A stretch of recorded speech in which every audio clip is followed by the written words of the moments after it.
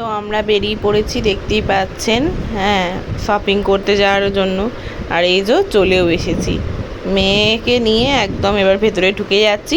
চলুন কি কি কিনলাম সেগুলো আপনাদের সাথে শেয়ার তো করবই। এই পুজোর শপিংটার সাথে কিন্তু আমরা বলুন একটা মানে এই যে পুজোর জামা কাপড় কিনবো, ঘুরে ঘুরে বেশ 10টা দোকান দেখবো, কি ভালো লাগে বলুন।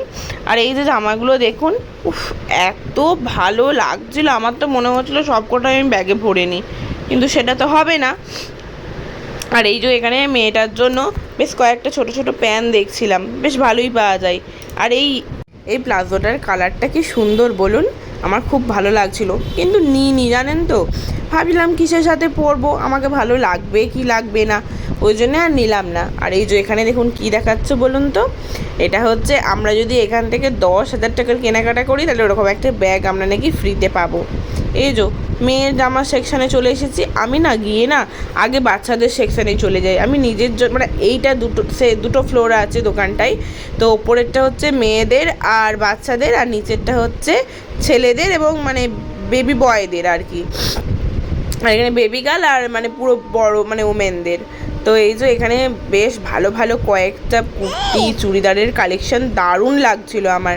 তো বেশ কয়েকটা কেনাকাটা কয়েকজনের জন্যই করতে হতো, প্রায় মেয়ের জন্যও আছে, সঙ্গে আরও অনেকেই আছে কেনাকাটা করতে হবে তাদের।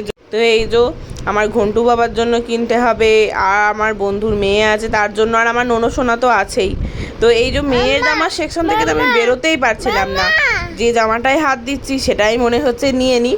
চলুন দেখি কি কি নেওয়া যায়। এটা লাল না, অ্যাকচুয়ালি এটা অরেঞ্জ। তো এই যে এবার চলে এসেছি বয়েজ সেকশানে, মানে সবসময় তো আর ধরুন সব মেয়েদের কেনাকাটা হবে না, ছেলেদেরও কেনাকাটা হবে।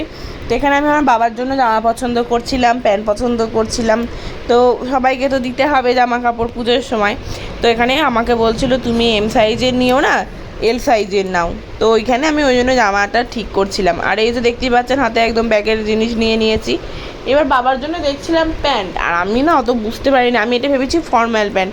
আমার বর বলছে না গো এটা ট্রাউজার, দেখো লেখা আছে।